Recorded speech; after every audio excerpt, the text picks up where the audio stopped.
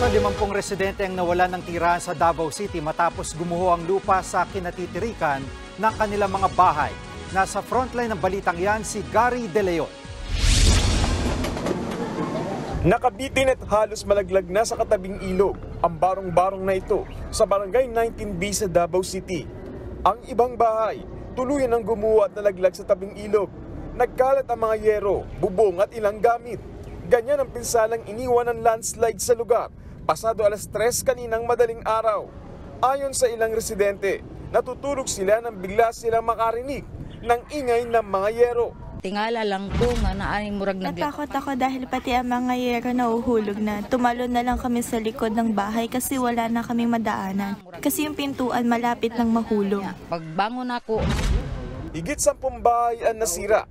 Mabuti na lang at walang nasaktan o nasawi. Pero 15 pamilya o higit 50 residente ang apektado ng landslide ayon sa City Social Welfare and Development Office.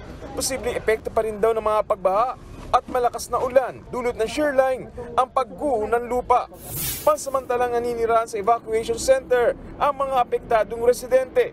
Agad silang binigyan ng LGU ng pagkain at maiinom. Pero dahil sa nangyari, takot na ang ilan sa kanila na bumalik pa sa kanilang mga bahay. Burag sa akong kuan, magdili namin. Parang hindi na kami babalik kasi delikado na. Nasa tabi kasi ng landslide ang bahay namin at yung lupa malambot na. Patuloy ang assessment ng LGU kung ligtas pa bang papalikin ang mga residente sa lugar. Sakaling hindi na, may nakahanda naman daw silang relocation site.